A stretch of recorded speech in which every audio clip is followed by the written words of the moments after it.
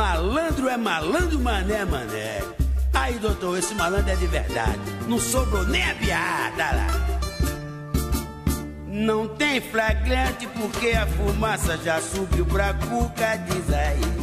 Bom dia, boa tarde, boa noite, boa madrugada, boa qualquer hora que você esteja assistindo este vídeo. Seja o professor Alexandre, conhecido como Xandó, ou qualquer outro telespectador que eventualmente possa estar vendo agora, nesse momento. Queremos dizer que o objetivo desse vídeo é tratar sobre o pacote anticrime proposto pelo ministro Sérgio Moro e versar sobre as suas alterações no que tange ao direito penal.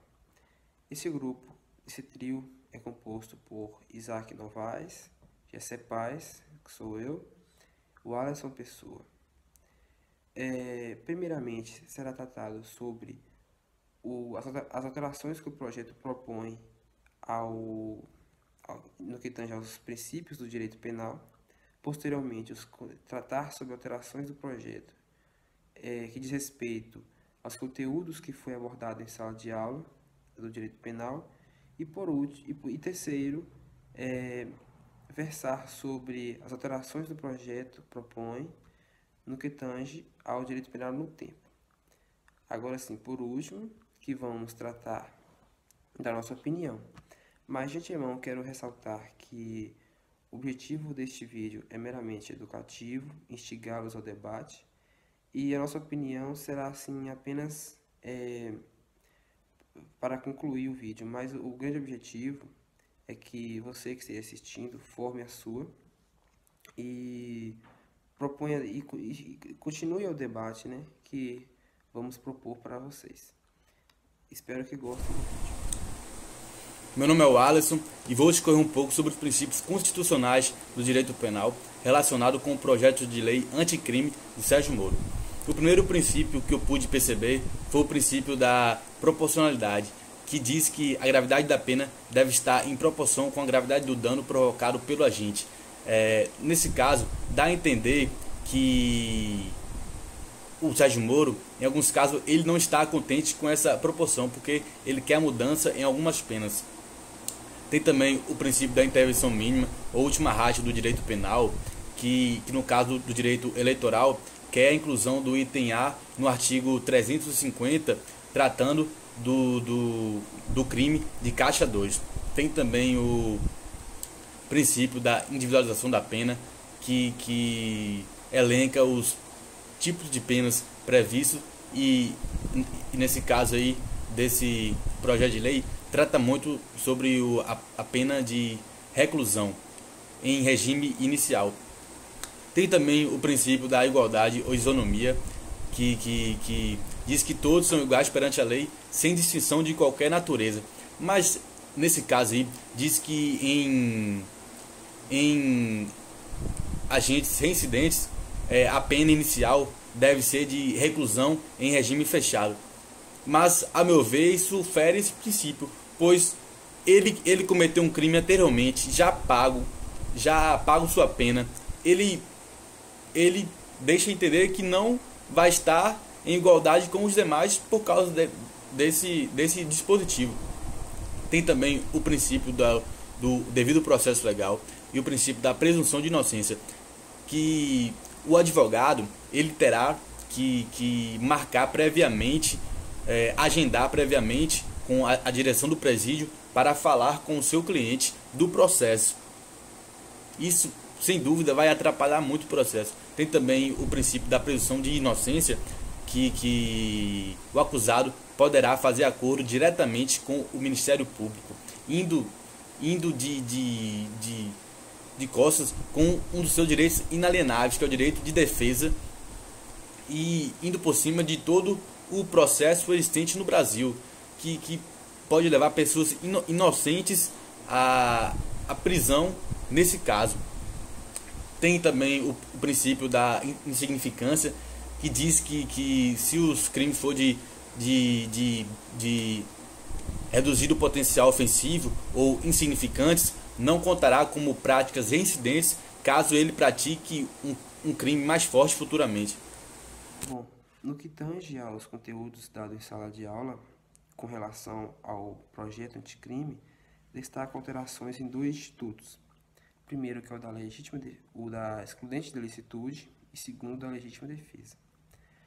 A excludente de licitude, ela é tratada no artigo 23 do Código Penal e diz que não há crime quando o agente pratica o fato em estado de necessidade, legítima defesa, estrito cumprimento do dever legal ou exercício regular do direito.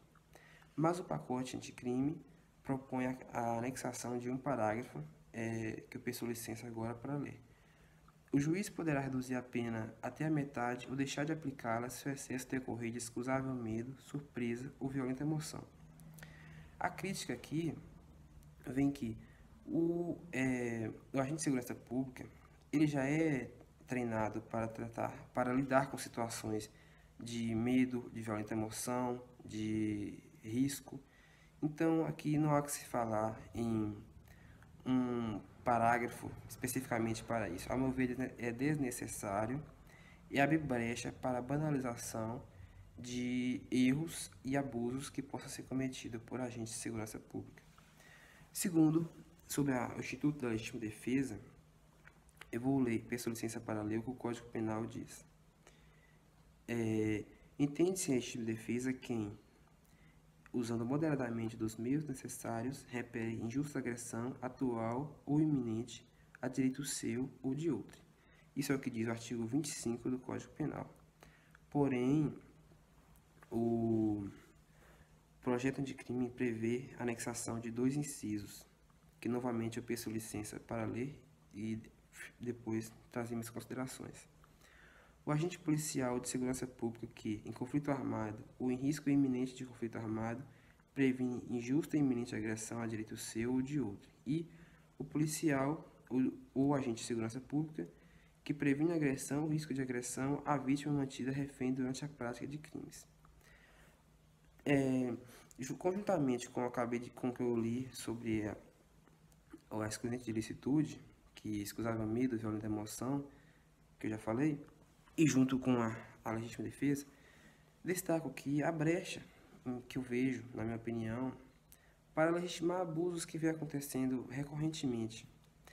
E o Código Penal, ele já diz claramente, assim, bem preciso, é curto e grosso, sobre a legítima defesa.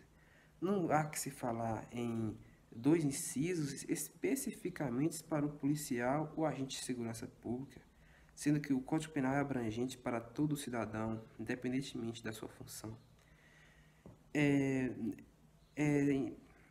Sem sentido, a meu ver, porque tais considerações podem acabar legitimando abusos que a gente vê corriqueiramente. Por exemplo, o caso do homem que foi assassinado na sua laje por estar com a furadeira na mão e os agentes de segurança pública confundirem com uma arma, ou outro cidadão que estava com guarda-chuva e foi baleado por pensar que era um fuzil.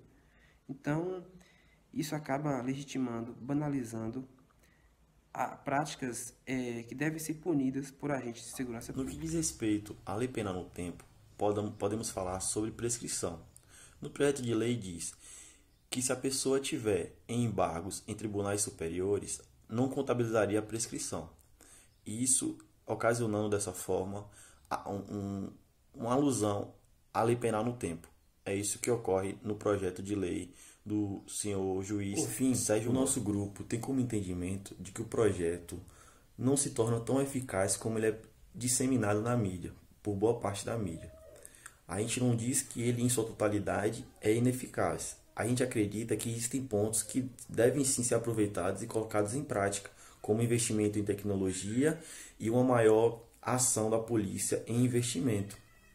A gente acredita que o desmantelamento de organizações criminosas se torna por muitas vezes necessário, mas deve existir um estudo mais específico sobre cada ocasião. Então a gente não descarta o projeto de lei, porém a gente acredita que em sua totalidade ele não é ruim, mas por muitos pontos se torna fora da realidade criminal, política e econômica do país.